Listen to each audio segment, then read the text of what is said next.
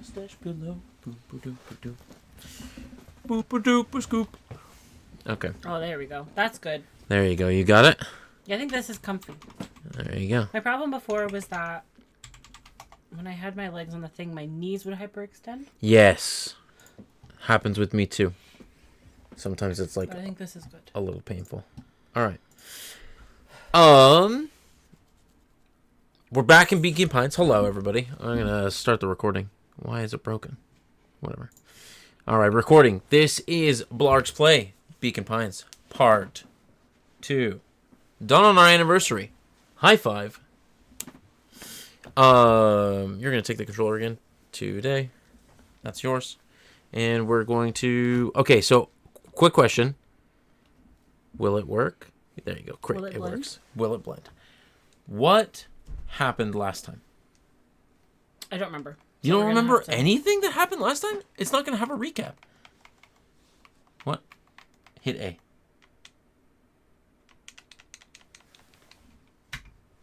Oh. Oops. Okay, well, I broke the recording. We're playing Beacon Pines. Now try it. Yay. Okay.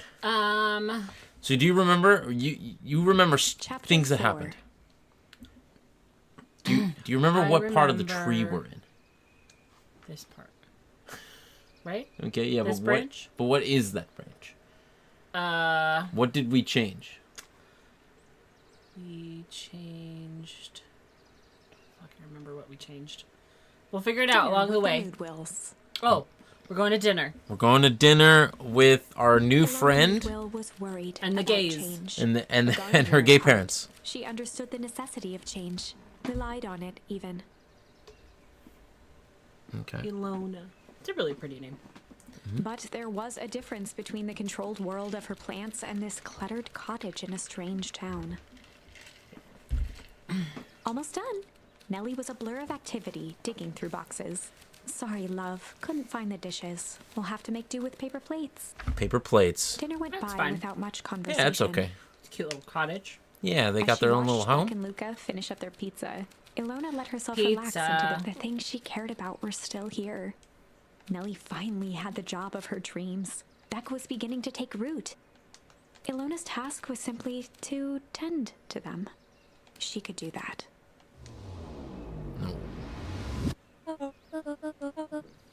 I think Ilona was a you. So, Luca, tell us a bit about yourself. Where do you live? Oh, I live with my grandma. Over on the other side of the river. Your grandma? Well, where are your parents at? Beck, manners. It's all right. My dad passed away in an accident at the fertilizer plant 6 years back. We've really we've started off real strong today. Real strong.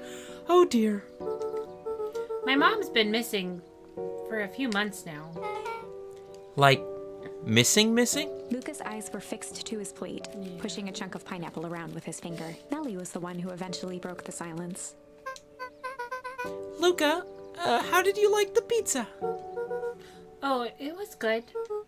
Very good. Normally we'd have put more effort into dinner. Ilona nervously gestured toward the boxes. We aren't fully settled in, and Beck had mentioned it's your favorite. I'm sorry, are we just skipping the part where he said his mom was missing? Beck! I'm sorry, Luca, this move has us all a little tired. Luca wiped his face with his sleeve. No, it's fine. So, Beck said that you moved here for work? Beck gave Luca a swift kick under the table. Ow! I mean, what brought you to Beacon Pines? Oh, you were right the first time. We're here for work. Nellie won't tell you this, but she's a brilliant chemist. Oh, I don't know about brilliant, but I do love it. She's so cute with her little glasses. Yeah, I like her little turtleneck too. She's brilliant. Reminds me of that gray jacket I have. Just made her their newest lead researcher of deep engineering. She makes it sound more impressive than it really is. I'm just happy I get to make a difference in the world. perennial harvest is the forefront of evolving agriculture into something more useful than sprinkling water or excrement on the ground. Luca glanced over to Beck. She seemed to be holding her breath. What Nellie means, Luca, is that there are different ways to grow plants. Yes, some people talk to their plants and hope for the best. And some people happily leave their job to allow a loved one to pursue their dream. You swore you didn't. Beck slammed her fist into the table, perhaps harder than she intended. Hey, Luca. How about some dessert? I actually have to meet my friend Rolo soon. Luca glanced outside to gauge the time. The sky was darker than he expected, filled with ominous clouds. Ooh, ominous cloud. Ooh. Looks like there's a storm brewing. I should get going. This over here. Yeah. When you want it, let me know. Just put it on the floor. No, perfect right there. Oh, I didn't think there was any rain in the almanac. Yeah, almanacs aren't that useful around here. His Almanacs. mouth one last Or time ever. with his napkin and Or started to get up. Thank you all for the pizza. It was really good. See you at the festival, Beck.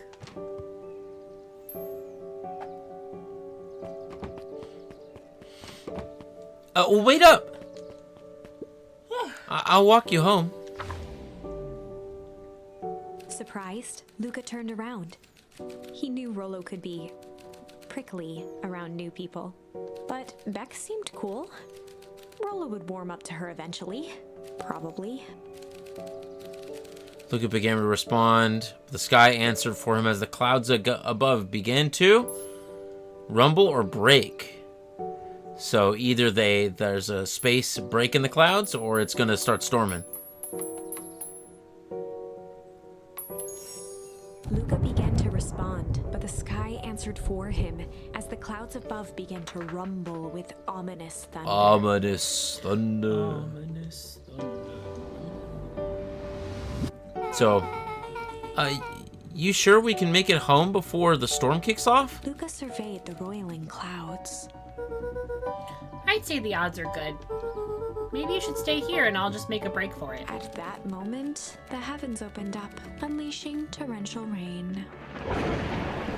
Oh, shit. Care to recalculate those odds? Hurry inside, you two, before you catch cold. So you don't get to go home. Mm-hmm. Luca, Nellie will keep trying to reach your gran on the phone. In the meantime, you two hold tight.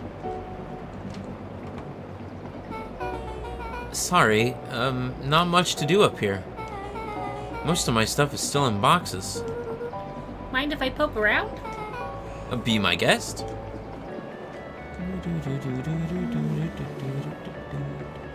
Look, you got? things. Just boxes named Things and Beck's Things. Luca squinted into the eye hole of the microscope. This looks wild. What is it? Gum. Gum? Luca adjusted the slide with his fingers to get a better look. I'm tracking the structural integrity of gum with increasingly amounts of chewing. I chewed that one for 47 days. Luca wiped his hand off on his sweater and gave a nervous laugh. It's weird, I know. Beck looked down, timidly tapping the ladder with her feet. You think it's weird, don't you? A little. But weird can be cool. Weird can be cool. Oh, wow. Rolo and I have a radio just like this at the treehouse. Probably not exactly like this one. My mom and I tore the whole thing down to just the bolts. This music makes me sleepy. What was that? The music makes me sleepy. The music make you sleepy? Oh, yeah. It fitted it with some state-of-the-art vacuum tubes. She seems pretty awesome. She gets carried away sometimes. I think she feels guilty for working too much. So when she does have time for me, she showers me with high-tech overcompensation. Luca flicked at one of the toggles. I bet bet you can get all sorts of stations on this. Not out here in the boonies. You wouldn't believe the stuff I could pick up back in the city. But around here, it's all farm reports and static. Ah, shucks. Luca bent down to examine the bouquet of wilting flowers. Judging by the odor, they were well past their prime. Pungent. He flipped open the attached card. Happy trails from Coach Walker and all the Fairview Condors. Boy. You weren't kidding about poking around, huh? Oh, sorry. Was this from your old school? The most recent one, yeah. Some schools gave me going away cards. Some did flowers. When they're really trying to feel good about themselves, they do both? So you've moved a lot. Yeah, it's a thing with having a brilliant parent. There's always a better job somewhere else.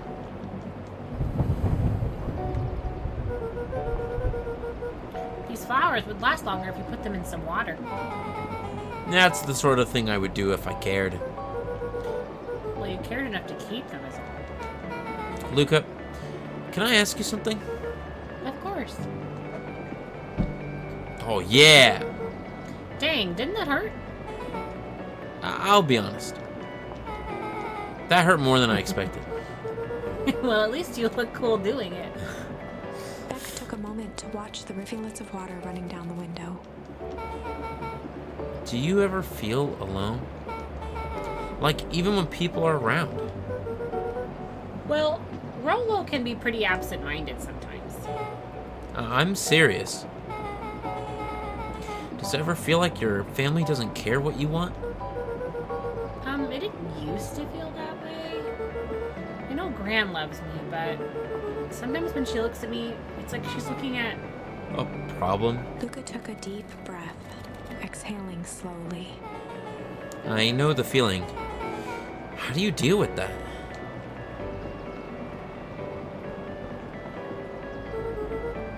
I guess I haven't yet. But one thing my dad told me when I was little, don't hold a grudge, especially against yourself. If you try to hold it all in, you're gonna pop.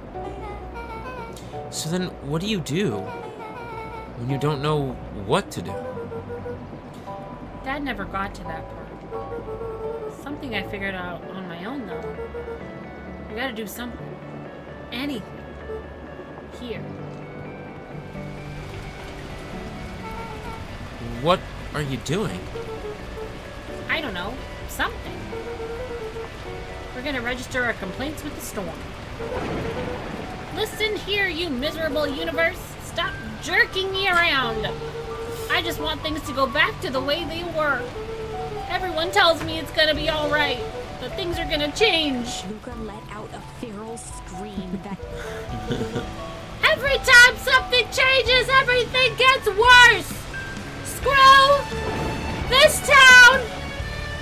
Whoa! Let me try. Moving sucks! I hate it! I hate that I hate it! Why can't I just deal with it and be happy for my mom? Why can't we just stay somewhere? Wag! her voice dropped to a trembling whisper. I just want to be a normal kid. Beck brushed off her shirt and straightened up. There. Wow. I actually feel a little better. As abruptly as it began, the storm abated. Thanks. I needed that. Me too. I should head out before the rain starts up again. Sure, I'll walk you out. See you and Rolo at the festival? Sounds good. Luca. Don't let the universe jerk you around. Beck gave Luca a light thump on the arm before heading in. Chapter 5. Friendly Feud.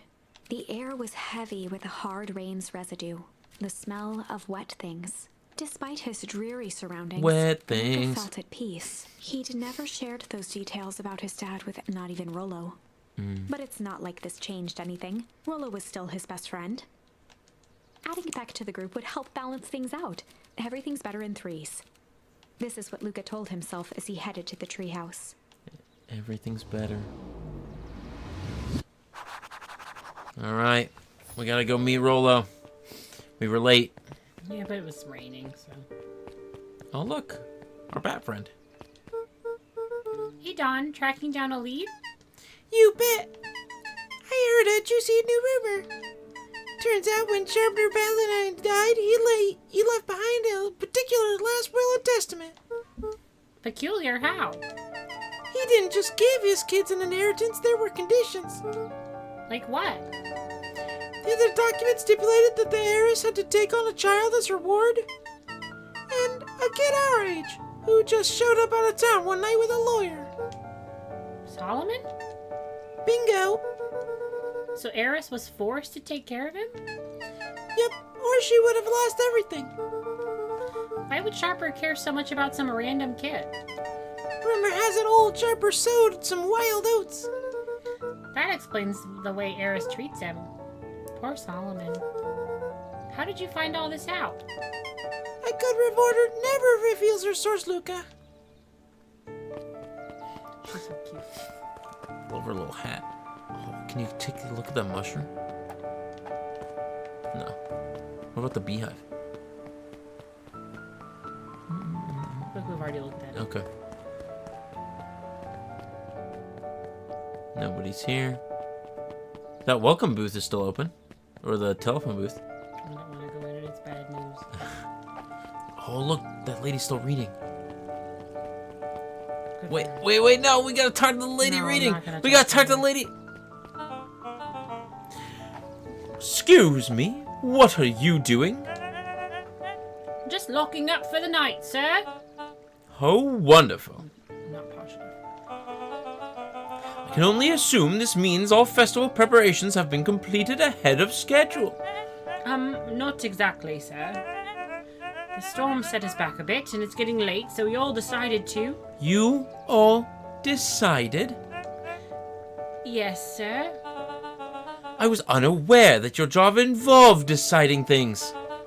We are all here at Perennial Harvest because we believe creating a better future, yes? Yes, sir. Very much, sir. Do you want to be the one who tell this town that we failed them? No. That we gave up because there was a little rainstorm and got all sleepy? Of course not, sir. Good. Then it's decided. Yes, sir. We'll work till the task is done. See that you do. Our harvest awaits. Hey, squirrel. Welcome in. Are they harvesting dead people? Are Are they? they harvesting bodies? Our harvest awaits. Rolo, are you still up there? I'm sorry, Rollo isn't accepting visitors at the moment. Come back, never. Luca had only ever heard him speak in this stiff yet gentle tone a few times, and it always meant one thing. You're upset. Oh, what makes you say that? Maybe because my best friend abandoned me for no reason? I didn't abandon you. Just a little late. Rollo scoffed. The rain held me up. Liar! You weren't even home. What? The storm got bad and I got worried. So I went looking for you. Imagine my surprise when I made it to your house. And you weren't there. I hadn't made it back yet. I'm not a fool, Luca. It doesn't take all day to deliver some jam. No, The storm rolled in out of nowhere, and I got stuck after dinner at Beck's Luca house. stumbled on his words, knowing he'd said too much. Beck? Dinner? What the heck is a Beck?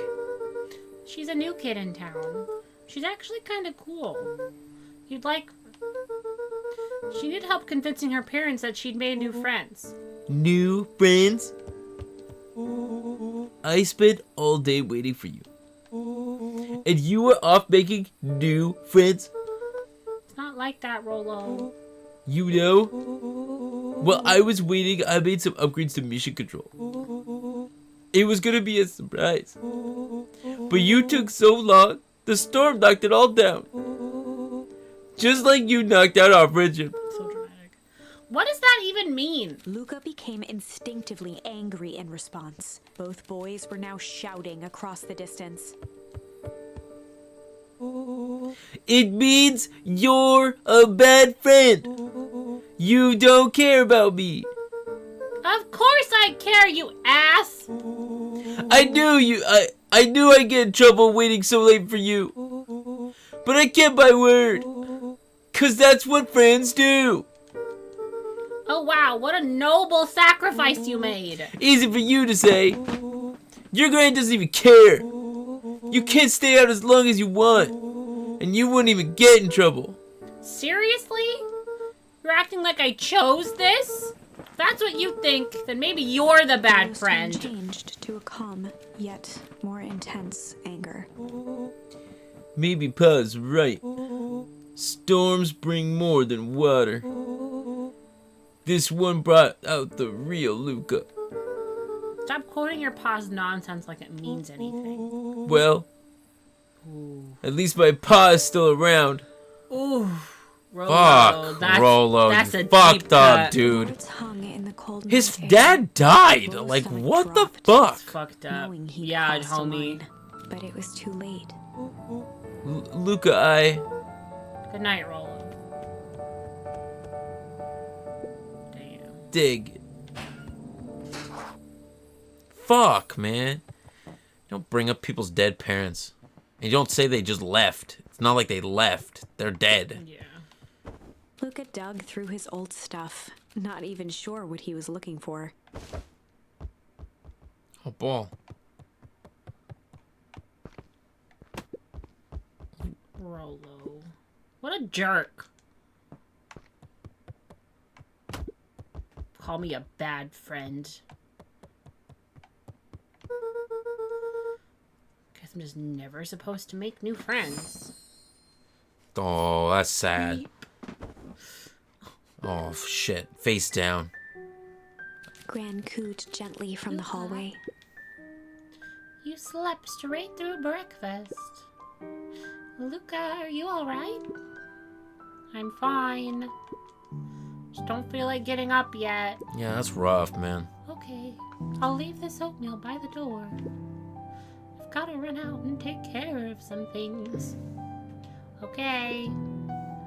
I'll be back later to check in. Sure. Luca just wanted to be alone. He waited to hear the sound of the front door closing.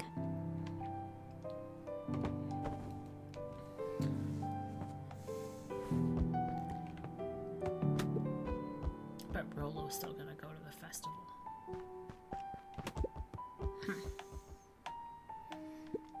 It's gonna be miserable. Done kicking the ball. Okay. Done kicking the ball. Not one more. Rolo thinks I'm still going to the festival with him. He can shove it. Alright, so I'm not going to the festival. I'm not leaving this room. Can you What am I supposed to do? can Kick the you ball. just get back into bed? Luca dozed Okay, off you again. can actually just get back into bed. Luca, I see you didn't eat your oatmeal. Wasn't hungry. Well, just in case you get hungry, I'll leave a sandwich here too. Thanks. Rolo came by. What did he say? He wanted to talk to you. What did you say? I told him you weren't feeling well. Good. So your plan is to just sit in your room all day? Pretty much. Well, I need to pop away again for a minute. If you decide to end your pity party and go outside, I think it'd do you some good. Grand spitting reel right there. Noted. Pity Still party. couldn't bring himself to go out. Besides, if he ran into Rolo, he'd have to actually confront the situation.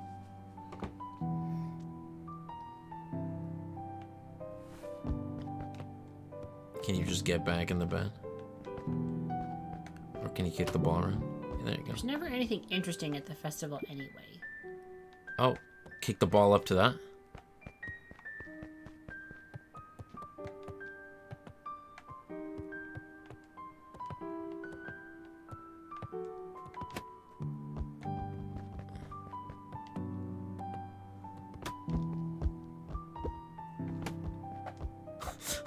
The Adventures of Hank Atomic. Oh, the comic book.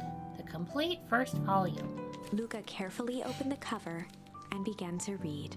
Rollo had received it for his birthday, a special hardcover edition Bless you. with behind-the-scenes commentary and bonus art. Rollo cherished it, but asked that Luca keep it. Luca wasn't sure if it was because Rollo didn't trust himself with it, didn't trust his sister around it, or just wanted an excuse to come hang out at Luca's more often. Whatever the reason, Luca didn't mind, but it had stayed right there where Rollo had stashed it ever since. Now, at the foot of his bed, Luca lost himself in the pages. He'd read it all before, but at this moment, it somehow felt sentimental. He was well into issue number 5 when he heard soft footsteps from the hallway. Luca, another little friend came to see you. A girl named Beck Modewell. She said you met yesterday. What did she say? Is she here?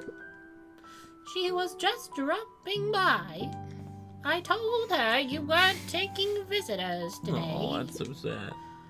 Oh, Both of his friends came by to visit. she seems nice.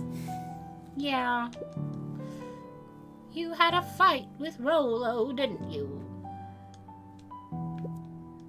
Can I come in? It's also your bedroom, too. Maybe later. Alright, then. I'll leave dinner on the kitchen table, in case you want a bite before bedtime. Without realizing it, Luca had pouted away the entire afternoon. He once again felt the weight of it all and allowed his weary eyes to close. Bedtime. Luca stood in a vast black expanse. Oh, night. It's He dream looked up at time. His father standing beside him. Walt was Ooh, working it's a sad saw dream at the time. bottom of a fountain Get glass, ready. trying to collect the last bits of milkshake. Dad, where are we? Taking a final loud gurgling sip. His father peered up from the glass. He jangled the straw playfully with a warm smile, then lifted the empty glass as if to point into the darkness. The source. Luca's eyes followed his father's gesture. In an instant, he was sitting in front of a blazing campfire. What does it Across mean? from him sat a large figure in a yellow hazmat suit. The figure's voice was a scratchy echo. Well, if it isn't the man of the hour, make yourself comfortable. Luca held his shivering hands over the flame to warm himself. It doesn't work that way here. Their yellow-gloved hand pointed to the base of the flame. It's a cold flame. See? Luca peered at the base of the fire. It wasn't wood that was burning. It was Beacon Pines itself. Tiny Whoa. buildings, freezing and crumbling as they were consumed by flame. Luca Whoa. could see small shadows moving in the burning city. Can you imagine being like a People. 12, leapt to his feet. 13-year-old kid Gotta help them. hearing, like, having The this figure as gave your a dismissive dreams? wave of their hand. Shit. Why waste I had many a energy scary helping dream when people I was a who kid, can't but even not help of themselves? cities The figure burning. bent down to examine the panicked crowd as they desperately tried to stop the flames. They only care about what's right in front of them, not like us. Luca's voice was a trembling whisper. Us? The figure slowly stood up, grabbing its helmet with both hands. With a jolt and a twist, a cloud of torpid mist escaped, slowly revealing the face. Luca's own face looked back at him. Older, Whoa. worn, distant. The sensation was oddly familiar, as if he'd caught his own reflection by surprise in the mirror. The doppelganger smiled. I tried to help once. He gestured towards his face, and all it got me was this. Luca staggered back. You aren't me. Luca felt a hand catch his shoulder. His father was there again, beside him. Every Shit. choice sets us on a path. This is the end of one of your paths, son. Luca watched his older self shake its head ruefully, its face twisting into a cruel grin. Welp, Dad. If you wanted him to see this, far be it from me to disappoint. Luca watched in shock as the figure took a confident step forward and plunged into the flames in a flash of cold light. he was gone. What does all of this mean? Seriously. Luca felt Yeah. a reassuring squeeze on his shoulder. Just remember, why we choose matters just as much as what we choose. Luca woke up to see That's her good. lazy That's good figure life at the foot stuff, of his though. bed, That's good life stuff. silhouetted in the No, dear. It's only Gran. Luca rubbed his eyes. The kind, concerned face of his gran came into focus. How are you feeling? Fine. Anything you want to talk about? I don't feel like talking. That's just as well.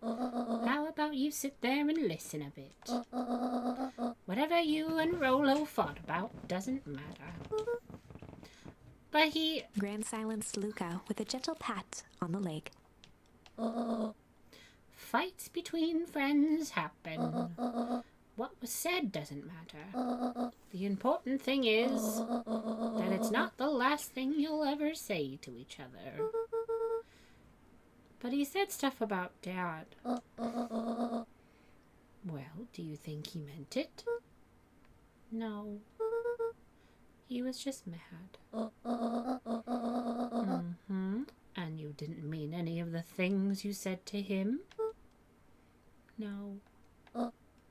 Good. One must appreciate friends in their best moments and accept them in their worst. Except. Now get your little butt out of bed. The festival's today. You don't want to miss that, do you? I guess not. Seems like a good opportunity to make amends with Rolo, doesn't it? Luca gave a reluctant nod. So buy him a corn dog and apologize. But he's the one that... What did I just say? Buy him a corn dog. That's a good boy. Everything's better with corn dogs. 100%. Yeah, you feel. Oh, yeah. You feel that? 100%. I need to get going now. Got some last minute festival business to take care of. I'll come find you at the fountain a little after lunch. All right. I love you, Luca. Love you too. I like the way her hair. Luca took a deep breath. Okay. Chapter 6. Through thick and thin. Despite Luca's bitterness, Gran was right. He needed to hash things out with Rolo. A big fight changes the nature of a friendship. Whether, in the end, it is for the better or for the worse, all comes down to understanding. If one is not careful, the same familiarity that builds the strongest of bonds can become the wrecking ball that shatters them. Oh, yeah.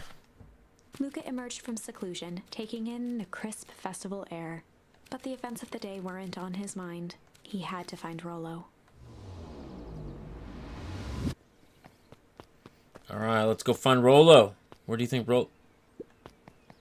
There you are. Luca. Rolo wanted me to tell you something. What is it? Roxy rolled her eyes, shaking her head. A space adventure, though you needn't buy it. If ye be brave, go somewhere quiet. Roxy, I don't... It's a riddle, Luca. A goofy little brother wants you to find him. Luca looked down and kicked at the dirt. Look, I know you two had a fight. The only thing that's more annoying than my little brother is my little brother without his best friend. So I'm doing him this one favor. Now I need one favor from you. Whatever it is that went down between you two, squash it. I'm out of here.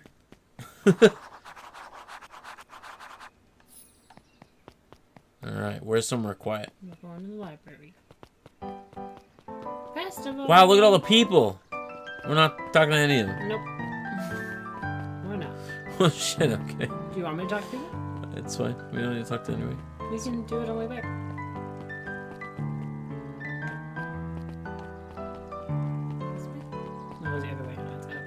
Up. No, not up. That's the diamond. Oh, it's the next screen over. Next screen over. So go down. Talk to her. Because she's cute. Yeah. I got a question for you. What do you think this whole festival's for? The way I figure it, Perennial Harvest is trying to win over the town. Like a bride, but with balloons. Cynical. I like where your head's at. That's what I assumed at first too, until I eavesdropped on some of the gossipy clipboards. What if I told you that this whole thing really is a special shindig for a super secret guest of honor? A special guest? Who? I haven't dug that deep yet, but whoever it is, PH thinks they're a big deal. Perennial Harvest. A most welcoming of welcomes. Would you like to share your thoughts? We always strive to improve. Nope. I'm out of here. It's the first time I ever seen this many smiling faces without harvest. I had my doubts about Perennial Harvest, but I must admit they do put on a nice party. He met his old friend's eyes, and was greeted with nothing but ice-cold anger. Heavens, this is no time for a fractured friendship. I don't know who that is. Who is Piper? Piper's the one that's always at the coffee shop. She's like the little nerd bird. Okay. Piper, you're actually taking a break from studying. I wanted to see what the festival's fuss is all about. But I can't help but notice you still brought your backpack full of books. Luca, this backpack can carry a lot more than just books. True, true. So what you got in there? Books.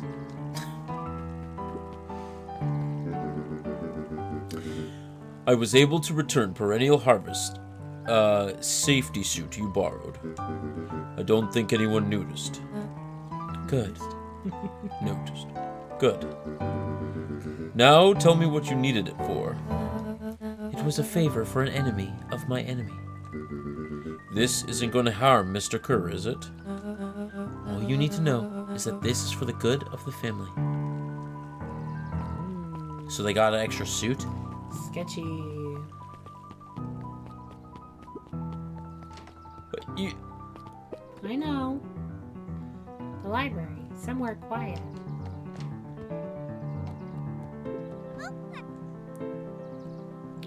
Who is... Hey, Luca. Kato's This eyes was lit totally with you, right? excitement. I've been expecting you. Forever when deciphering the first riddle. You like that? Yeah, I like that. Riddle me this. The first. Oh, you didn't think that was all, did you? Rolo does go all out, doesn't he? Kato straightened up and cleared his throat as if preparing to sing. On planet Farple, you may take issue. When the fifth king dies, you'll need a tissue. Kato stared at Luca eagerly. Get it? Want me to tell you? No, it's okay. Let me figure it out. Alright, when you find it, bring it here to be verified. And if you decide you want a hint, the offer still stands. You got it though, right? You understand what it is? No, I'll figure it out. Okay. Hi, Jace. Still working through the newest tank atomic? Yeah, you know it. Some fascination canon towards the end. Did you know? Hank Atomic Shrinko Ray technically doesn't shrink stuff. It uses inverse quantum particle decay to literally grow the entire universe around an object, leaving that object unaltered. So it just looks shrunk compared to everything else? Bingo. That's wild. But Jace, no spoilers, please. Oh, right, sorry. Luca grabbed the modern science of atomic radiation from the Luca grabbed natural photography. grabbed The Adventures of Hank Atomic, issue number 4. Luca grabbed The Adventures of Hank Atomic, issue number 5 from the... You figured it out. Ah, you found it! Kato removed his book from the desk and replaced it with Luca's, It's turning on very the funny. lamp. As he slid the book under the purple light, 2 words glowed. The Adventures of Hank Atomic, issue 5. Issue Luca clicked his number tongue 5. with recognition. Rollo's cipher pen. He used it to write secret messages everywhere with that. And only I had the special flashlight needed to reveal it. But I lost it. Well, apparently he traded Jeff for this purple light bulb. Parted with his entire Halloween candy stash. Oh, Rolo. Now let's see here. Kato began flipping through the pages, stopping when he hit a glowing word. Get away with such a grift. He continued flipping. Only found in Grub Grafting grub Cart. Reaching the end of the book, Kato looked up. That's it. Grift. Keep doing that. In. Grub. Cart. Griffin's grub cart. He wants me to go to Griffin's snack stand. Ah, brilliant. I guess you're off then. Good luck on the rest of the scavenger hunt. Thanks, Kato. Shut up. I'm playing Zelda all day. It's backwards. I know. I know.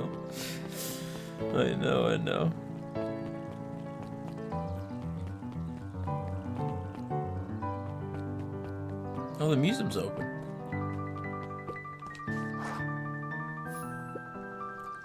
Hey, Griffin. Did Rolo come? Before Luca could finish his sentence, Griffin handed him a corn dog. Oh, that's it? Bought and paid for. Enjoy. I thought there was supposed to be a riddle or something. Luca shrugged, taking a sizable bite out of the corn dog. Yuck. It's cold. Oh yeah. It's been sitting here for a while. Rolo wanted to make sure that give you this one specifically.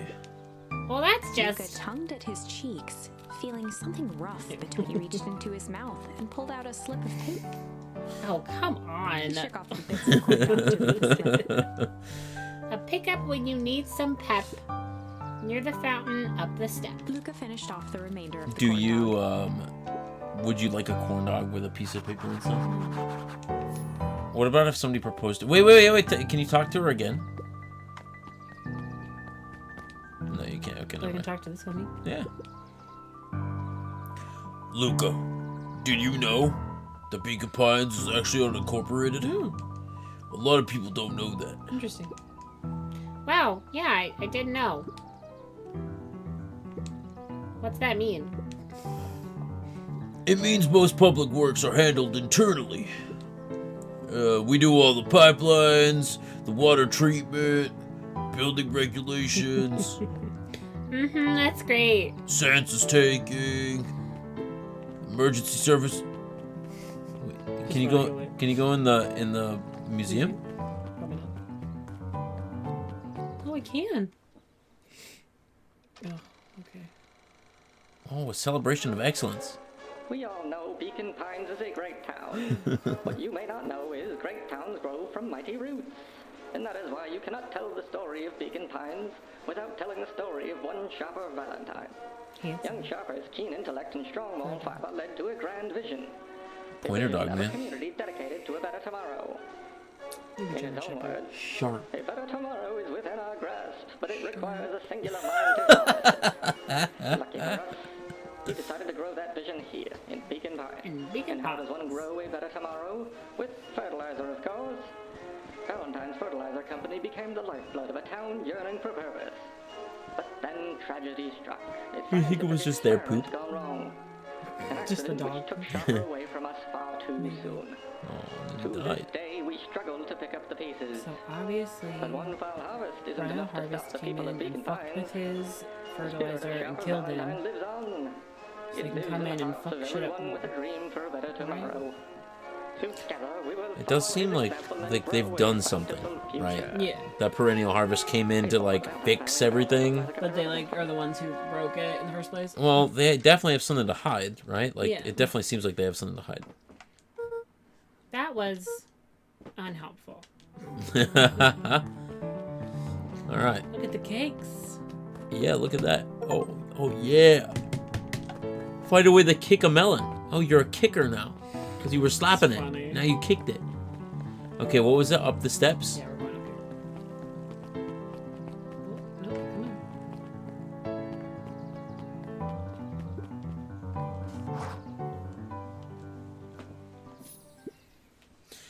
There you are, Luca.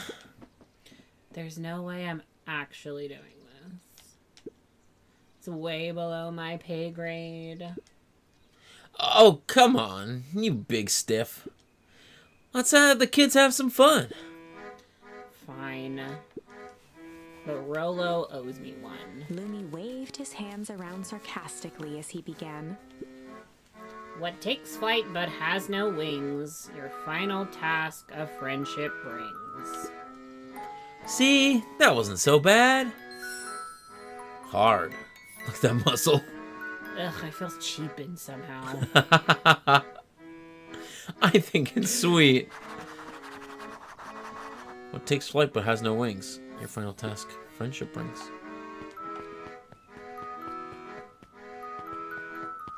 Balloons. There's Rolo. Hey. Hey. You found the comic book? Yep. And you got the corn dog? Yeah. Well then. I know it doesn't make up for what I said. But here, you've earned this. Rolo sheepishly handed Luca the balloons. They're best friends. Flight. Thanks. You didn't have to go to all this trouble. I'm sorry I got so mad. Dang it, you were supposed to let me apologize first. Oh, sorry. Now you apologize twice before me. Let me just do this. Luca, I'm really sorry. With everything that happened, with your mom and all, I always wanted to be there for you. Be a good friend, you know? When you said you were hanging out with someone else, I kind of freaked out. Rolo. Still my turn. I felt like if you needed some new friend to help you, it meant that I wasn't good enough. But that was selfish and wrong. And I was wrong. And I'm so sorry, Luca. Okay, apology over. You can talk now. Luca threw himself at Rolo, hugging him as tightly as he could. Oh, look, they're friends. Rolo, I don't deserve you. I don't deserve you either. And that's why we deserve each other. So, what else you want to do today? We could snoop around, or try to find some info about your mom. Snoop where? We could probably speak into Perennial Harvest while everybody's at the festival. Aren't you curious about all the stuff those clipboards write down? What if we get caught? I think I've had enough excitement for 1 week. Let's just make the rest of the day about us. Really? Yeah, the rest of the world can wait one more day. You know, I have been waiting to work on some of the MCDC event mission control. The aim is a bit unpredictable. That sounds perfect.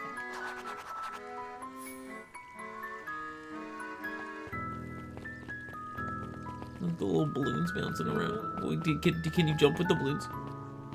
Oh, yeah. Jeff was staring into the distance with a wistful look. Hey Jeff, everything alright? Well, yeah, everything's fine. I mean, it used to be fine. Just ain't right these days, you know? I really do, actually. Jeff turned to Luca with a furrowed brow, then gave an understanding nod. You do ya?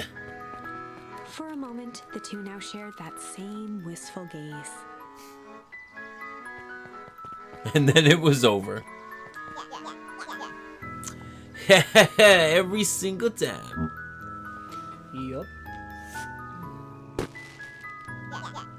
Wait for it. Unexplained sound once again noted. Like, oh, sorry. Like clockwork. What a bunch of drones.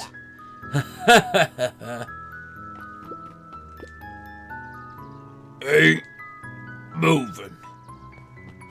Still, man, it still hasn't moved. I don't know who this perennial harvest thinks that they're impressing with a ridiculous festival. Totally. Town's still falling apart. Weather's still cruddy. And this season's harvest looks like it's gonna be the worst than last year. You said it. No amount of corporate pandering's gonna change any of that. Exactly. But the lemonade at the drink stand over there does look pretty tasty. Fitz. And it's still gonna be mad about him. But I'd rather be mad about sipping some delicious lemonade. That's all. Welcome to our festival. Don't forget to come back later for Mr. Kerr's speech at the Perennial Harvest Festival sign reveal. You don't want to miss it.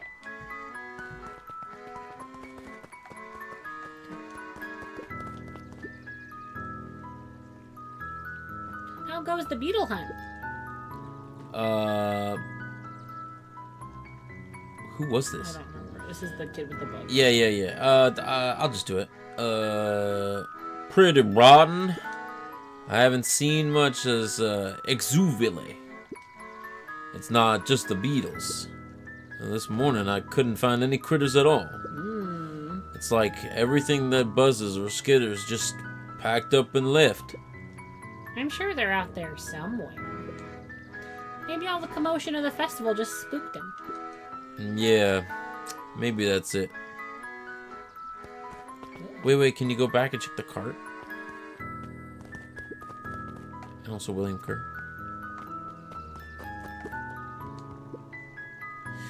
Unique New York. Huh? Ah, don't mind me. Just warming up for my big ceremony speech. Mr. Kerr pointed to his grinning mouth. Got a Limbabville gab box. You nervous? Oh, heavens no. Well, break a leg. Give me grit, something or other.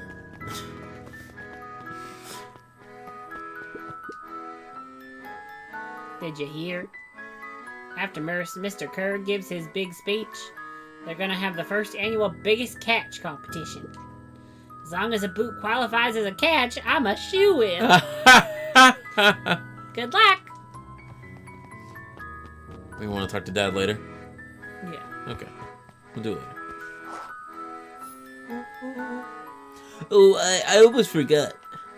I ran into your grand this morning. She asked me to give you this. Rollo handed Luca an unopened letter. I'll wait for you inside if you want to read it now.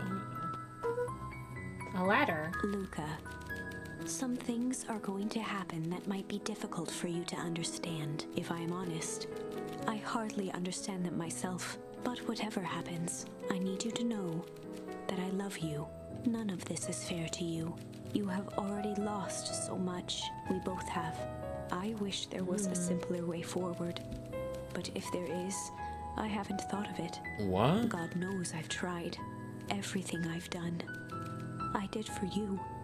I hope someday you can accept that. Love, Gran. Oh. I love you too, Gran. Luca folded the paper into his pocket What do you think and is headed happening? up the ladder.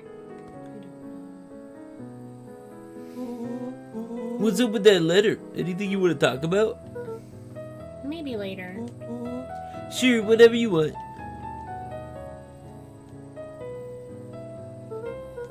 You know, you really didn't have to go to all that trouble just to apologize. I know, but we've been looking forward to the festival for weeks.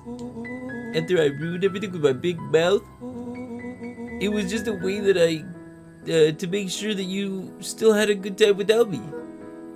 Hello. Luca was at a loss for words, but that was fine. Words aren't always necessary. The festival seemed nice. Was it nice? We can still go. Nah, this is fine. Well, there's always next year. Sadly, this was untrue. Yeah. A distant rumble shook the treehouse. Uh-oh. Huh. What was that? Oh man, we missed the fireworks. It was not fireworks. It was something the boys couldn't possibly comprehend. Something as old and cruel as time itself.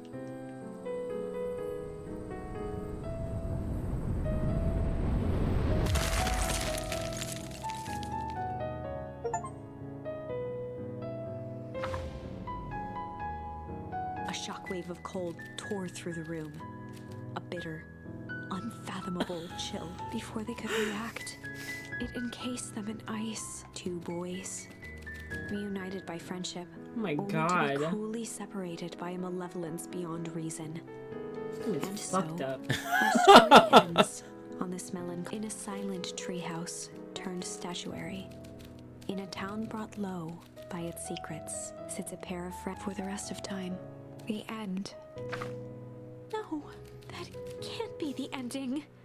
I won't accept it. And there are more endings, more possibilities. I can feel it. We are just going to have to sort through them all until we find the one that fits. Okay, wait, hold up.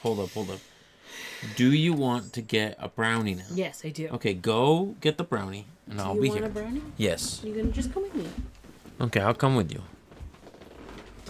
I'll just We'll be right back. this will be a short recording, and then I'll just do another recording afterward. End screen. Okay, recording. Out. It's fine. Don't touch anything.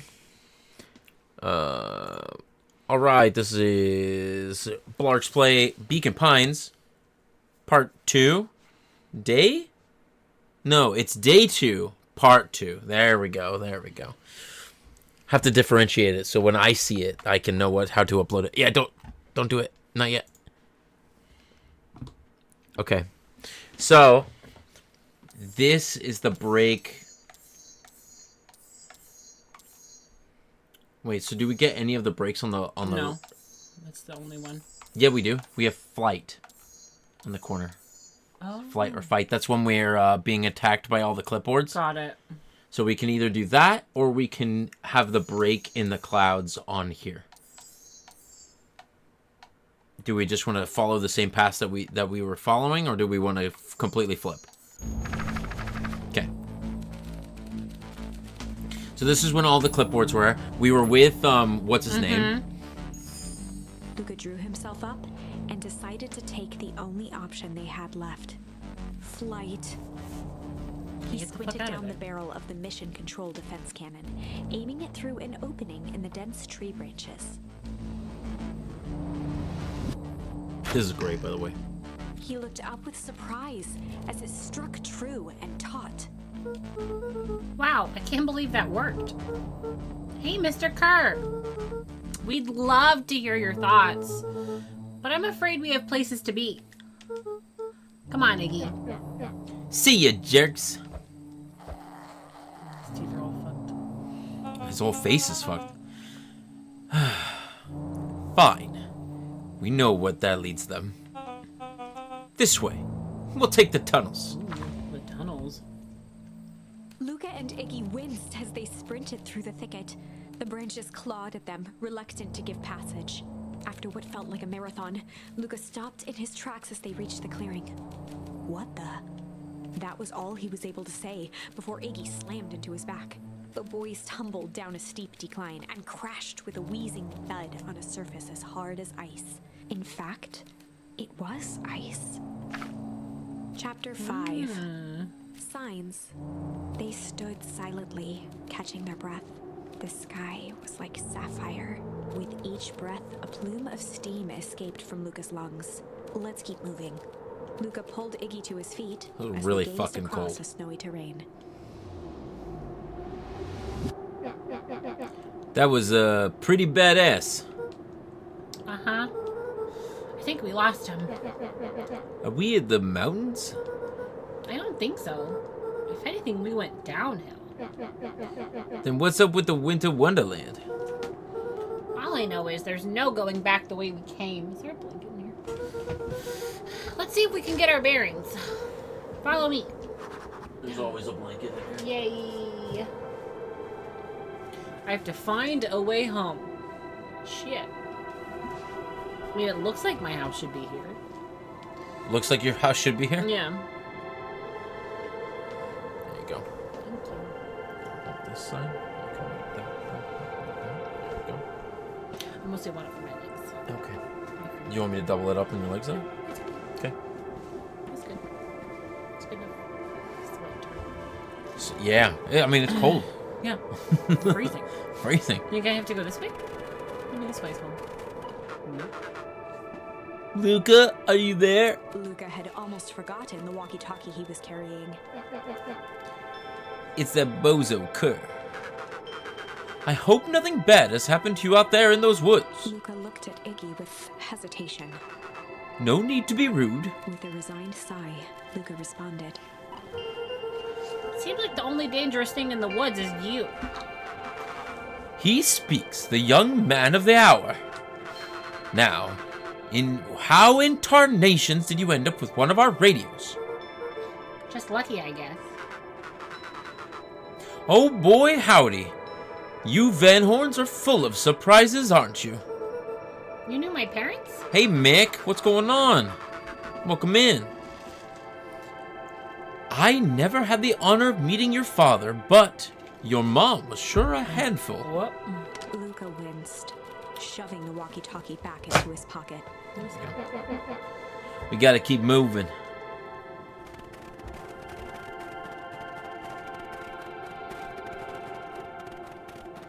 No way out of here?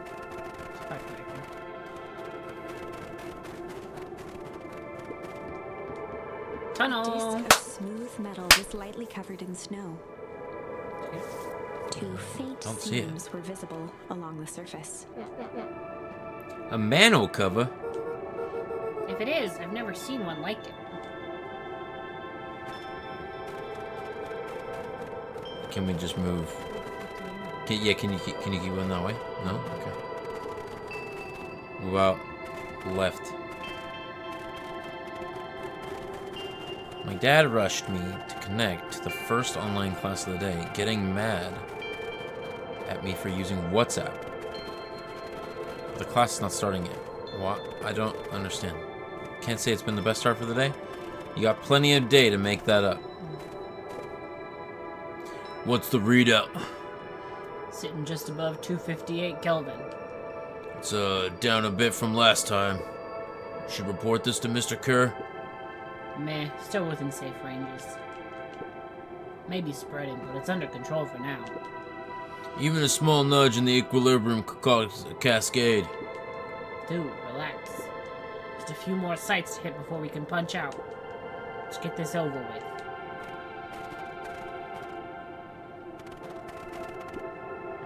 Yeah, like that way should have been my house.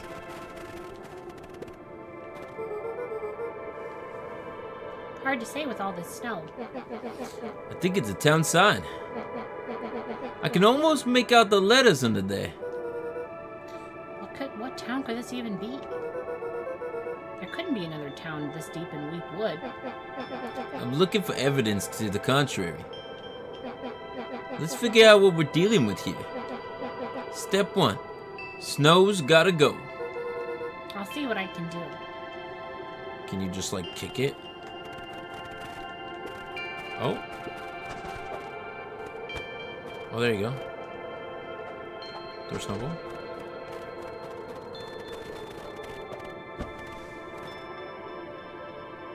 The boys stared in disbelief at the sign that now clearly read, "Welcome to Beacon Pines."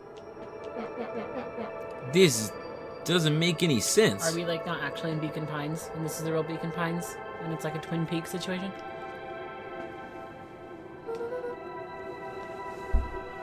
We're in Beacon Pines? How is that possible?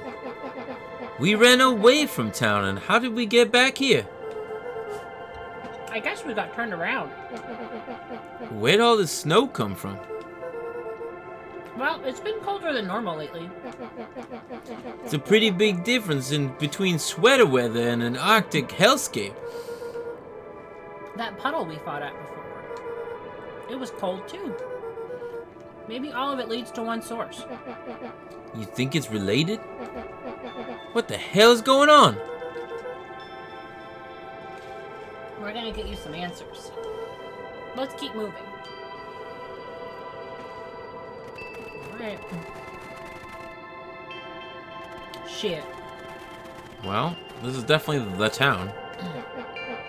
It's all frozen. Looking down at the Let it frozen go. stream, Luca could faintly see a school of minnows encased in the ice. Oh no. Whatever happened here? It happened fast. The fish didn't even have time to run. Or, you know, swim run. Wait. Can you check out those things on the left? You see those? The bats of toxic waste, yeah. This stuff look familiar to you?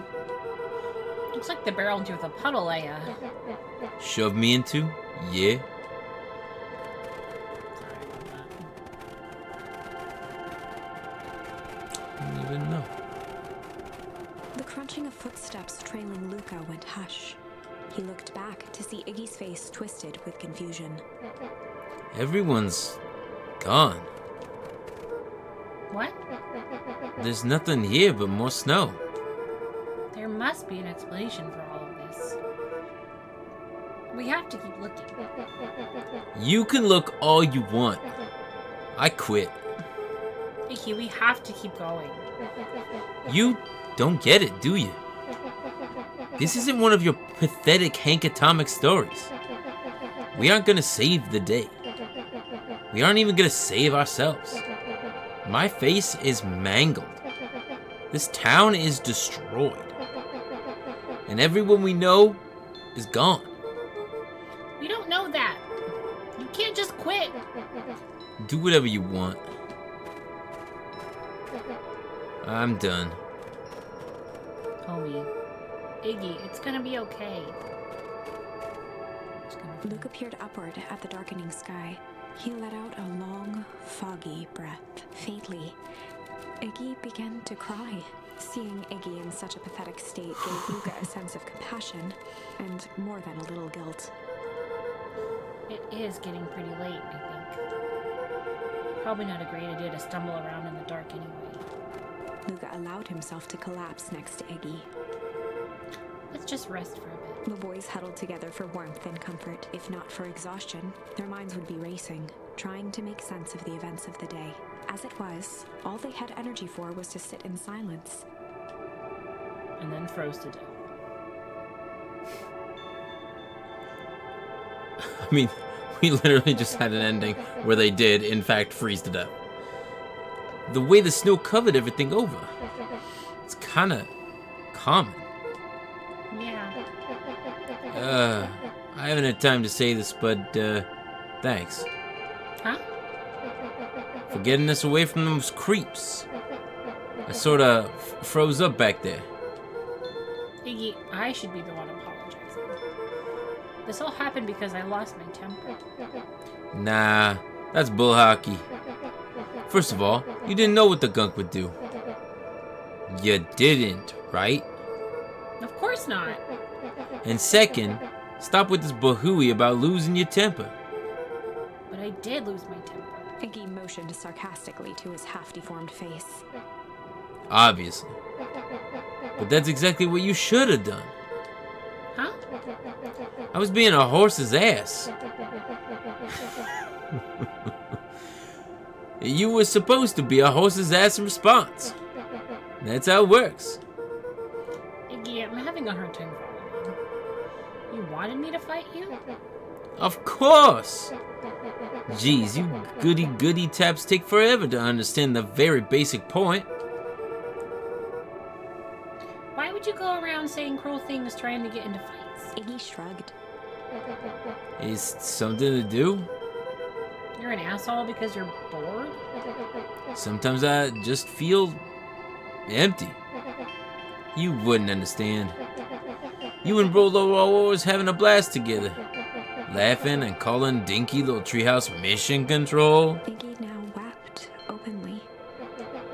Perfect little Luca Van Horn. With his perfect little life.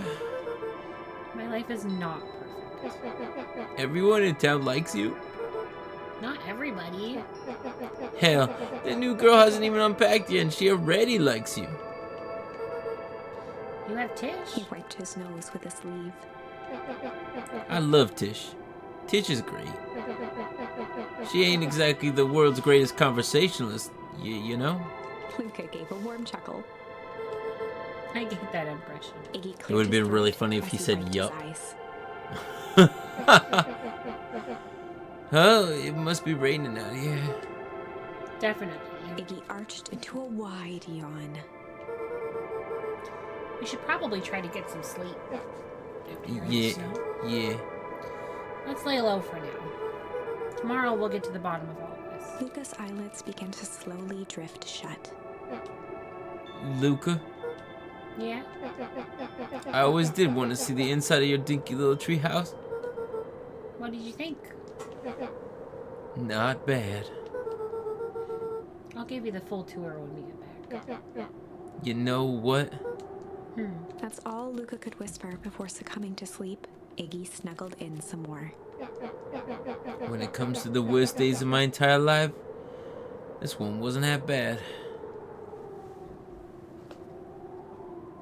The house smelled of warm bread. Luca was playing with toy blocks on the living room rug. He looked up to see his parents on the couch. His mother held his father's head in her lap. She idly stroked his hair while humming a song. A voice behind Luca spoke. "This is how you remember them, huh?" Luca turned to see his own face. The doppelganger from his dreams, still clad in a yellow hazmat suit, still carrying a look of disdain behind. Aww. Time trap? Look at this perfectly cozy scene. You know. The figure picked up a toy block and inspected it. It's amazing the facades that one can build given the right materials. Not that I blame us. These are a child's memories. All warm and fuzzy. Oh, it's about to You get don't real remember, bad. Do you? Lucas snatched the block from the figure's yellow-gloved hand. Remember what? The doppelganger pointed to the couch. The last day we saw him alive. Oh, The it's day the he dad. chose to abandon us.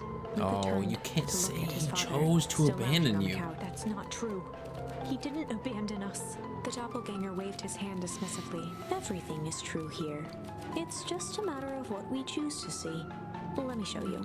The world flickered and pulsed. Luca was sitting next to his bed, listening to his heartbeat with one of his dad's stethoscopes. The doppelganger limped into the room. Now, we both know that's not how this went. He grabbed Luca's hand and guided the stethoscope to the floor. Luca heard muffled shouting. Brought close by the stethoscope. It was He his heard parents his parents fighting. Do you remember what we did next? Luca gave a slow nod and crept down the hall to peek through the banister. He could see the outline of his mother at the bottom of the stairs. Damn it, Walt. We can't afford to get involved in this. She was scared. His father stepped forward. What am I supposed to do? Just watch? There's a sickness in this town, and we both know who's behind it. I swore an oath to help people. I won't turn my back on them. Luca's mother grabbed Walt. She Remember he was a crying, doctor? pleading. I can't lose you.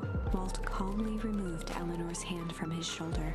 What's right is right, and what's wrong is wrong. I could never live with myself if I let Sharper get away with this. Eleanor raised her voice. Spare me your bullshit platitudes. What about our son? Luca flinched, dropping the stethoscope down the stairs. Walt turned with a panicked smile. Luca, is that you, buddy? With tears in his eyes, Luca descended the stairs. Mom? Dad? What's going on? Walt dropped to a knee to meet Luca eye to eye. Nothing, Buckaroo. Your mom and I just Nothing, got a Buckaroo. little overexcited is all. Luca placed the stethoscope against his father's chest. His heart was racing. It sounded like you were going somewhere. Walt gently removed the device from Luca's ears. Listen to me, Luca. I have some business to take care of. I'll be back in time to tuck you in. Luca hugged his father tightly. Promise? Walt stood up and walked to the door. I promise. With a wink and a grin, he put on his hat and strode out into the evening sun. A figure approached soundlessly from the foggy snowfall. It stood above them, lingering in contemplation. Slowly raising one hand above Iggy, it snapped out 2 brisk raps on his head. From a deep slumber, Iggy sprang up defensively. Get your hands off me. Whether it was the calming presence or the recognition that he was not in danger, Iggy felt his clenched fists lower. Just what do you think you're doing? Luca looked up, gradually remembering his whereabouts. The figure exhaled a cloud of warm vapor. You two certainly have caused a lot of commotion. What's that supposed to mean? Take it easy, Iggy. We were sleeping, minding our own business. You're the one running around knocking on people's heads. I'm sorry if I hurt you, Iggy. You didn't hit nobody. Anybody. Huh? Oh, I see. You think you're better than me? You? When it came to complete strangers, Iggy had trouble cobbling together an insult. You big-headed, scoffy-necked furball? Mm-hmm. Okay, let's lower the temperature a bit here. Interesting choice of words. I mean, let's all just calm down. Who are you? A friend. An observer. A hitchhiker on the infinite expanse of possibility. Great. How about a name? If you must call me something, you can call me Nat. Iggy huffed with gratification. He's a rat. How about you make like a gnat and buzz off? Very well. Nat began to turn away indifferently. Wait. Do you live here? You might say that. So you know where we are? You might also say that. Look, pal, we just want to find a safe way out of here. You gonna help us or not? Before knowing how to leave, one must know where they are. Alright, that does it. Luca, I don't know about you, but I'm getting out of here one way or another. Iggy turned sharply and began to stomp off. Enough with the riddles. Iggy, wait up. Realizing he'd worn their patience then, Nat relented. Very well. I suppose this isn't time for metaphors. I'll show you how to get back home. Luca and Iggy turned around with hope in their eyes. Come here. Nat took a deep breath in. Close your eyes. Nat exhaled slowly, then snapped his fingers. Ooh, magic. Okay, open it. For a brief moment, Luca and Iggy let themselves believe There's a that some big-ass great mouse magic was outside the about to window. unfold, until they opened their eyes and found themselves in the exact same cold and disheartened. This is your home. This is Beacon Pines. Look, Nat, we don't know how we got here. Maybe we stumbled through some time travel gate in Leap Wood? Or we teleported to some alternate universe? Or this is all just some cruel experiment by Kerr and his goons?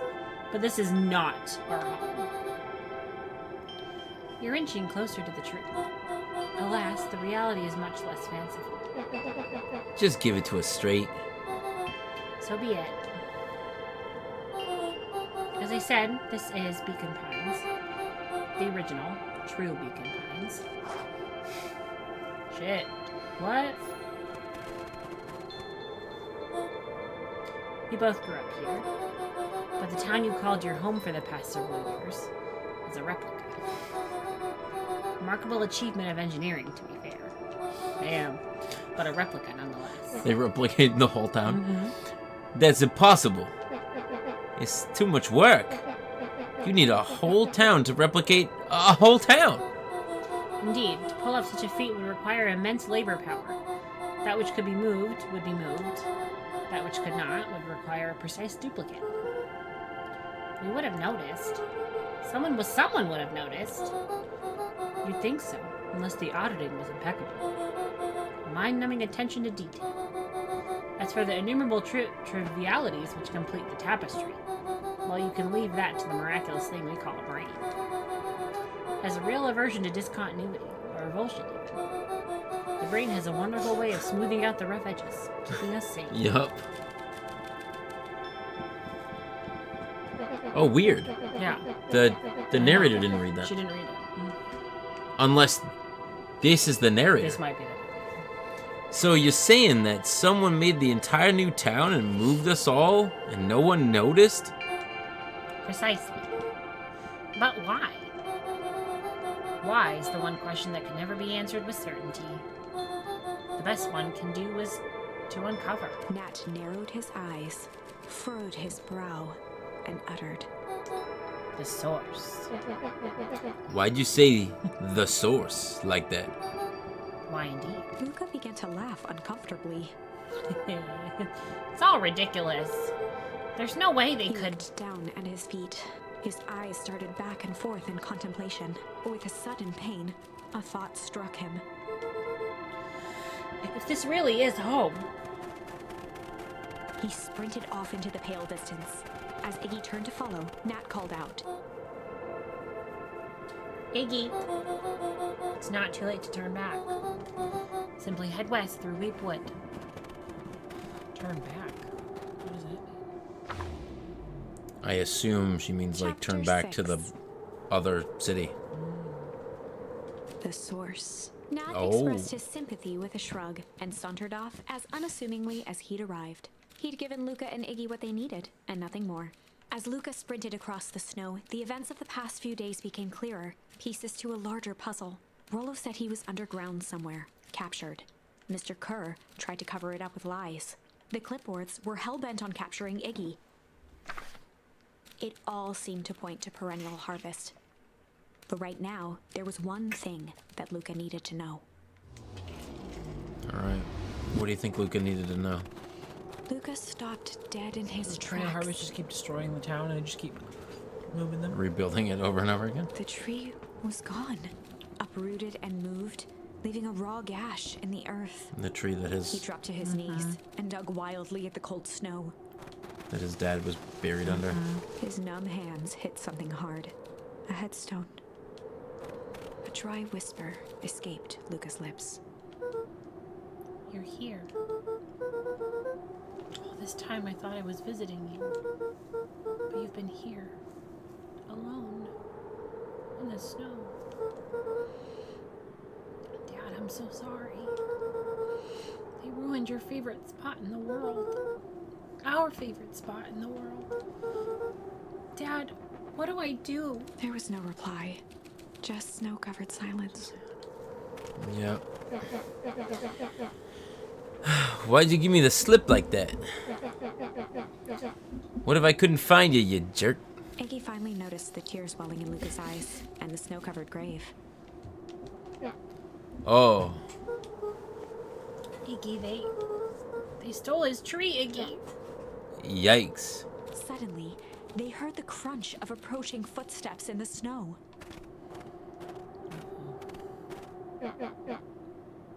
We gotta hide. 259K. Fall off distance, still good.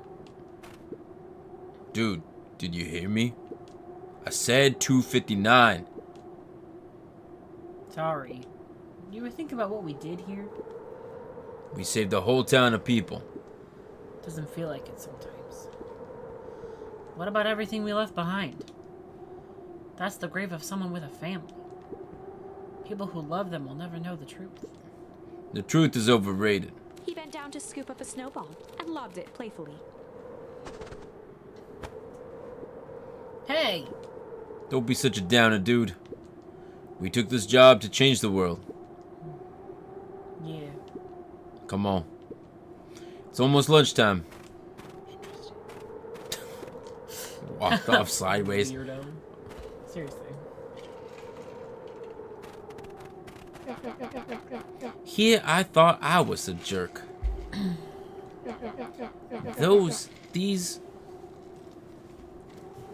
These dinguses are out there literally dancing on graves. Luca stuttered through heaving sobs. I thought he was with me. I'm not gonna lie, that's a bad break. Here's some advice. Iggy gave Luca a solid smack on the back of his head. Hey! Who's any of this helping? What? Sitting here in the snow crying like some pushover? Who's you helping? Iggy, look what they did. They lied to everyone. Blah, blah, blah. Luca Van Horn, you're a lot of things, but you ain't no pushover. What'd I tell you before? When some jerk comes at you acting like a horse's ass? I should stand up for myself. Hell yeah! Karen is merry band of clipboards pearled off the switcheroo for a reason, right? Nat mentioned something about a source. Luca wiped his eyes with a sleeve. Whatever's at the source must be awfully valuable to perennial harvest. It sure would be a shame if something unfortunate happened to their precious source, would it? What do you have in mind? If it's small enough to steal, we snatch it. If it's too big to snatch, we smash it. And what if it's too big to smash? Iggy flashed a mischievous smile and cracked his knuckles. It's always up for a challenge. I'm gonna make this right, Dad. I promise. Let's do this. Alright, time to Locate the locate the source. Where do you think that is? Can you look at Dad's grave? It can get awfully cold out there in those woods, Luca. Probably best you two stay put and conserve your energy. Fuck off. Help's on the way. Where's Rolo? Where's my mom? Did you kill her? Oh heavens, no! Do I seem like a killer to you? Abso-fucking-lutely. William Shared a Kerr. skeptical look. His name's Kerr. Well, do I? Aw, shucks, now you hurt my feelings. Screw that guy. Alrighty. Wait, can you look at the grave? Like, can you actually click on it? No, won't let you, okay.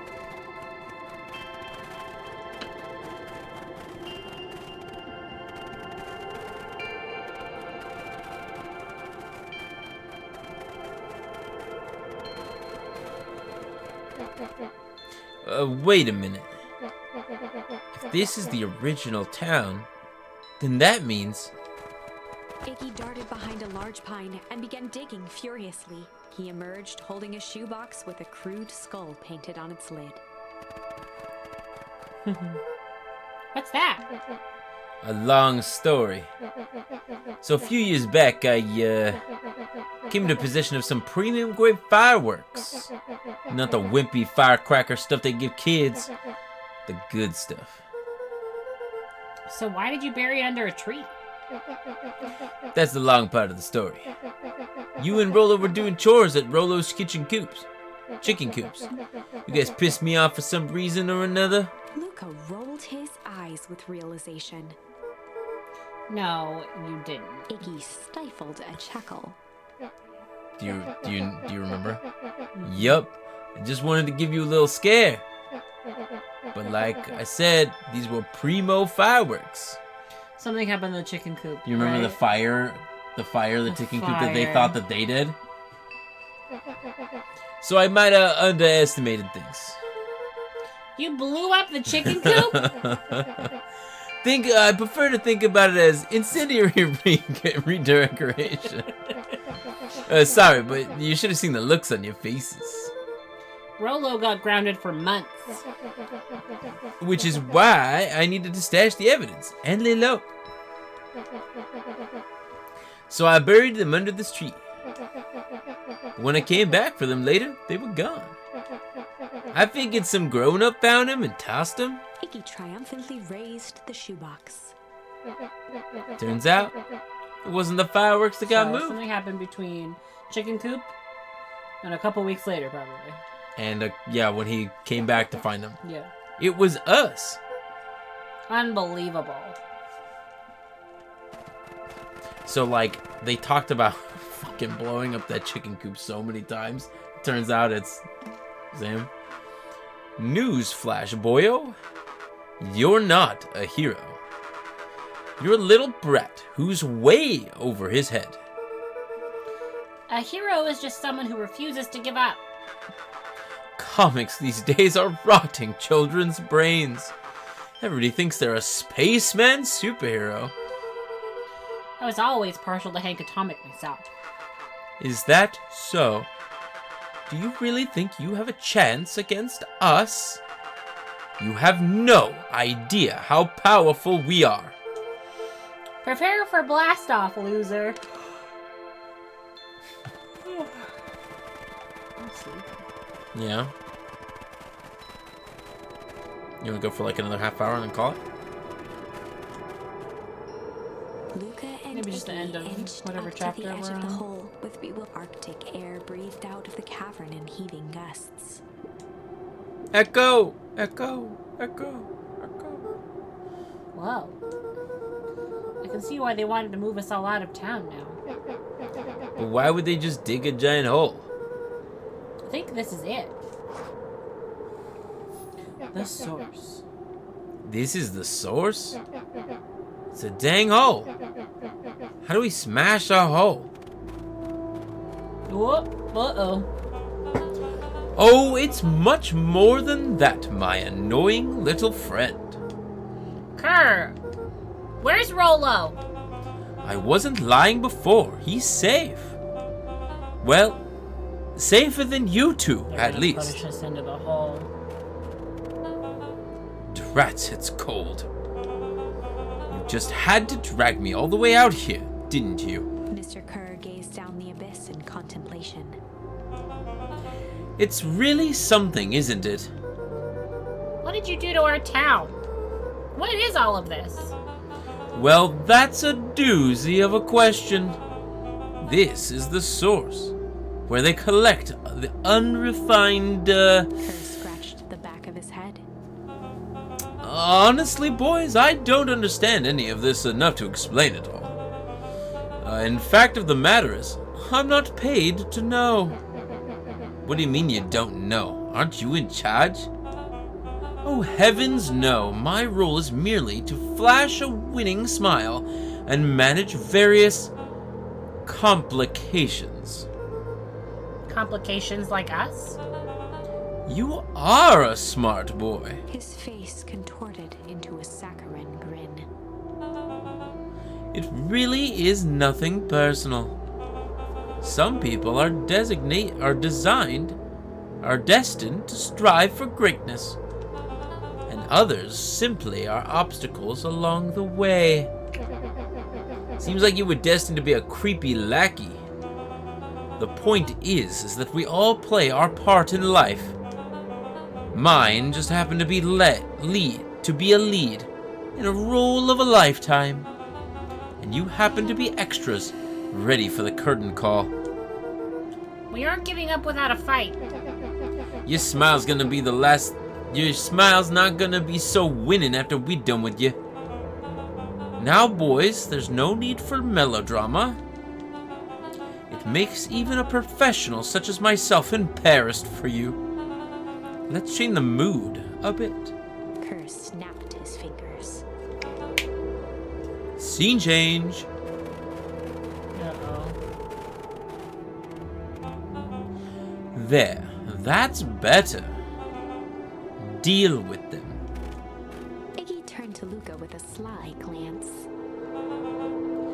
Why are you smirking? Well, that's because I have a full box of fireworks and, you don't. Iggy waved the box into the air, threatening to drop it down the hole. Stop! Let's not do something regrettable. Joke's on you. Regret is one of my specialities. I'm out of curiosity, what would happen if I threw this into your precious hole? Nothing. Nothing at all. You're a terrible liar. I'll have you know, I'm an exceptional liar. Bup, that's far enough. Iggy plucked a single bottle rocket from the box and held it up with reverence. Stop, you fool! Call off your goons. After a long pause, Mr. Kerr flung up his hand with frustration. Very well. You can all head back for the night. It's been a long day. I'll handle these two from here. We're just walking backwards. Mr. Kerr sighed into the frigid air. It's just us now, Iggy. You can put it down. What? Like this? With a nonchalant flick, Iggy tossed the firework into the hole.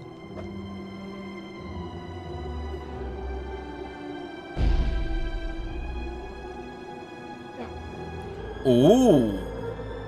Wow. With a growl, Kerr leapt at Iggy, crashing through Luca. Oh shit. Iggy tried to twist away, but in the struggle they both tumbled over the side. Oh, no. Luca dove forward, bracing Iggy's hand just before it slipped. His grip was made precarious by the cold, wet snow.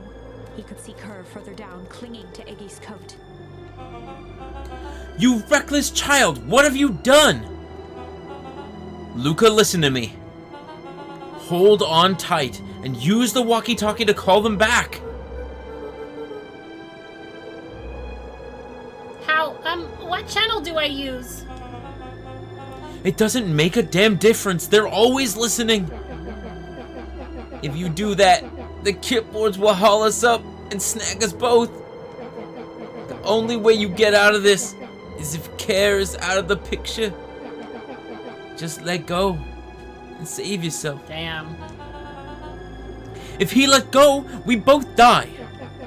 I don't want to die, but seeing the look on your face only makes it worth it. Damn. Mr. Kerr, you've had a long life. Why don't you actually do something selfless and just let go? Mr. Kerr gasped with insult. Long life? I'll have you know I still play 25. You should have heard me sing the part in Phillips Young. With a wild look in his eye, Mr. Kerr began to hum a proud melody. Prum dum dum, prum be dum dum dum. Wow, can you believe this guy? Luca's hand began to cramp. His voice began to crack.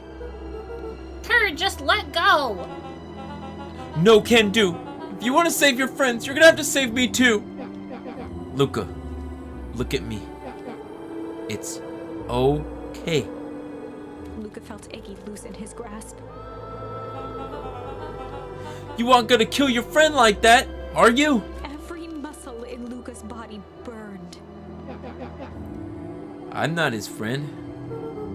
Yes, you are. Nah, I'm just a no-good bully. Like you, Kerr. Iggy, no. Luca felt his hand slipping.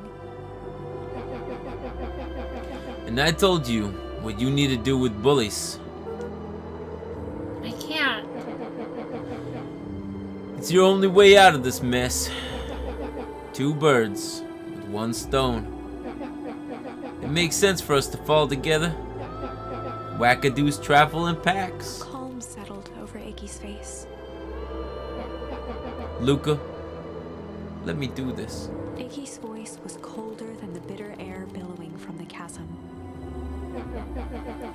Let me do the right thing for once. Luca had no choice but to blank Iggy's request. Do we accept it and let him die? Do we accept it and let him die? Or do we refuse and get them pulled up? I don't That would know. include Mr. Kerr. I know. I don't know.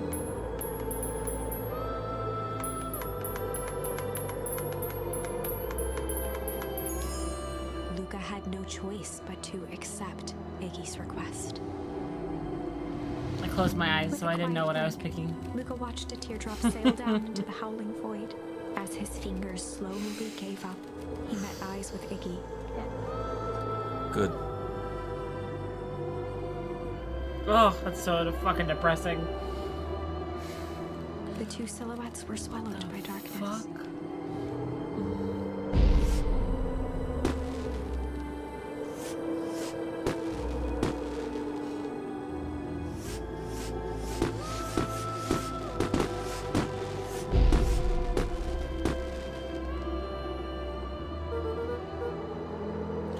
Hell of a goodbye, Iggy.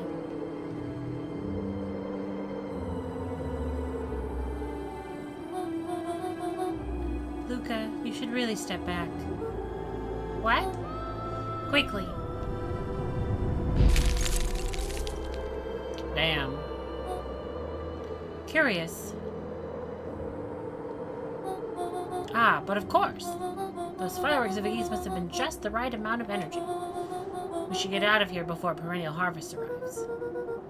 Not until you tell me what just happened. Your friend's sacrifice just saved this town. For a little while, anyway. How? Tempest liquamine is a peculiar substance. It can change the relationship between matter and time itself. But doing so requires unfathomable energy. In a closed system, that energy can only come from its surroundings. A useful side product of this property being, by adding precisely the correct amount of energy to it, and create a cryogenic cascade. So the gunk makes things cold, and the fireworks make the whole freeze over? It's one way of putting it, yes. There you go. As dumb luck would have it, the fireworks weren't strong enough to generate a runaway reaction. I shudder to think what would have happened in that case. We have some idea what that would look like. You do. Because what happened in the It other happened. ending? Yep, it happened. It will take them a good while to safely break through and access the source again. If you know all of this stuff, why haven't you been helping? I have been, in my way. Each one of us has our role to play. Iggy's role, it turns out, was to buy us precious time. Mine has been to observe and wait. Wait for what? You. Boom, boom, boom. Me? Why? What's my role? A fierce twinkle flashed in Nat's eyes.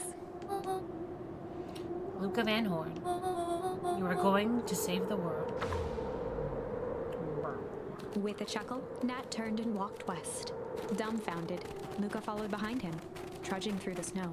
Every step taking him further away from everyone and everything he knew, and closer to destiny. To be continued in Beacon Pines, Pines Harder. Revenge served cold, second time's a charm?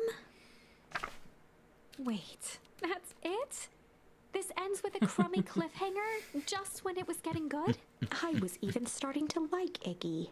No way. Weren't you? I refuse to be associated with some never-ending parade of sequels. Let's go back and find something more definitive. So now we have the ability to refuse. Do we want to do that?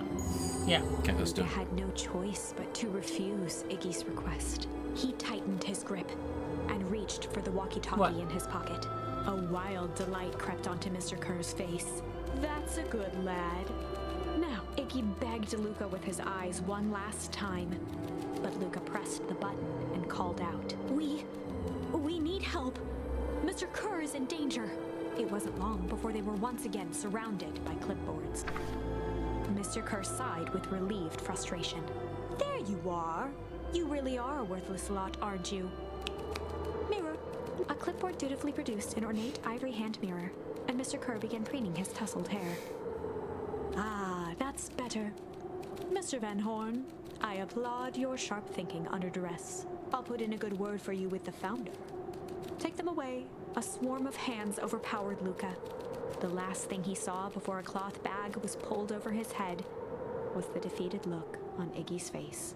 Well, the other half part didn't work either, Iggy, so. I think this was one of those times where doing the right thing was the wrong thing. Either choice was not good. You got it. That's the end of that section of tree.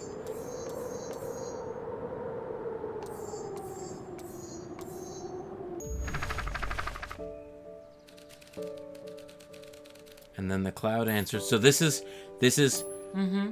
I know where Beck. Yeah. So okay, Beck asking us to escort us home. Luca began to respond, but the sky answered for him as the clouds above began to 11:25. break, revealing patches of star-filled summer night. Moonlight filtered down, shimmering in the treetops. Sure, you can meet Rolo. You're not going home? No, I promised Rolo I'd tell him Luca about... stopped himself mid-sentence. Promise you tell him what? Spit it out, bub. We're thick as thieves now. If there's a juicy secret, you gotta tell me. Okay. You can come to the treehouse and I'll tell you both what happened. Heck yeah. Luca saw Beck skulking by the gate. You're telling me that there's nothing mysterious or creepy about this place? It's mostly boring and empty. I refuse to believe that. A big spiked gate? Looming mansion? Rich, reclusive owners? Even smells shady. Beck grabbed the wrought iron bars and shook the gate. Mark my words, you decadent nightmare house. You will reveal your secrets to me! Oh, shit. What did you do? First of all, I told you so! Second, hide!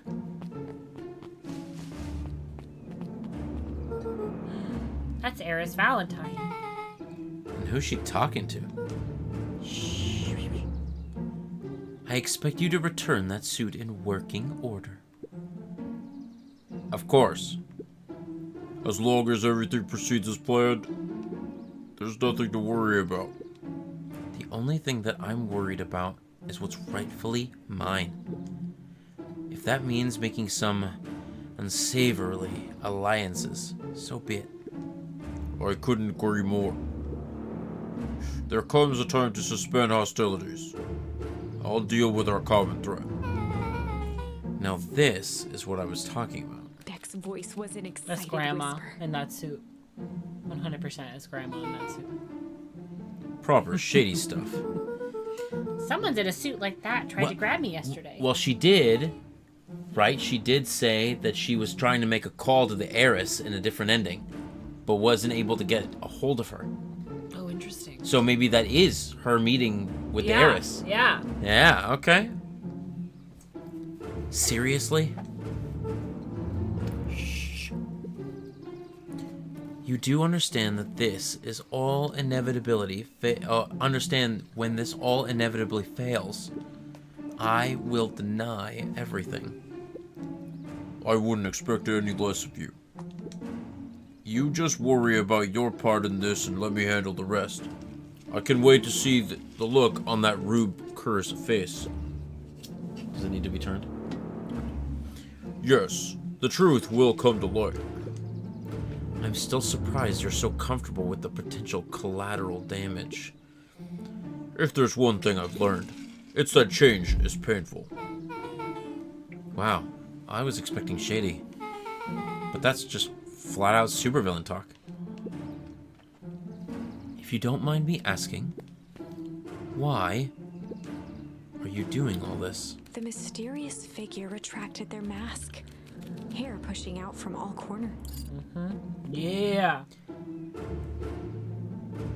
Family. A chill ran down Luca's spine. His vision blurred. Beck stifled a sharp wince, and Luca looked down to see himself wrenching her hand. An answer I can certainly respect. Gran tousled her hair She looks back so under silly. the face I know, of with her the hair picking out of the back of the thing. Just remember, keep everything nice and normal until the festival. I don't need lessons in rousing suspicion. Gran gave Eris a curt nod and disappeared into the night. Shit, they're thick as thieves right now.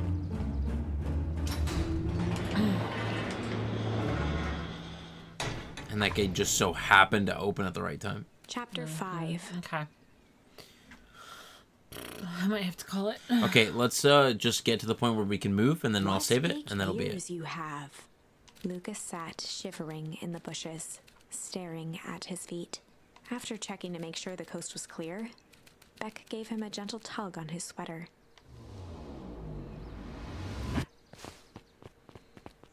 So we'll finish this talking part, and then we'll be done. What's wrong? You look like you've seen a ghost. Why were you so scared of that old lady in a hazmat suit? That was my gran. That was your gran?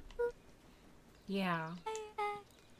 Okay, well, I'm sure there's a perfectly reasonable explanation for all of this. Let's just get to the treehouse and figure things out there. Lead the way. All right, great job. That's a good point to start at. Yeah. Stop it, I mean. We're right in the thick of this, baby. Oh. Oh.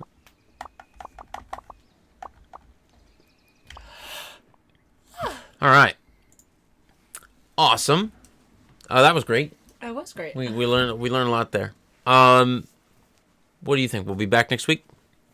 Yeah. Some point next week? Maybe not next week. Maybe not. Maybe not. We'll be back probably in 2 weeks. But yeah, we're getting further and further along. So Maybe Saturday morning. Maybe Saturday morning. we'll play it by ear. We'll figure it out. Saturday mornings works, but again, we'll just play by ear. Yeah. Okay. I'm gonna stop the recording now. All right. Yeah. So we'll be back later. And did you have fun? I did have fun. High five. It's our 1 year We're getting anniversary. somewhere. It is our 1 year anniversary. Yeah, we're doing the thing. It's so cool. We're awesome. You're awesome. You're awesome. I love you. I love you too. But yeah, I hope you all have a good night. Take care of yourselves. Take care of each other. Take care of your fellow neighbor. And most importantly, peace out. 8-Town.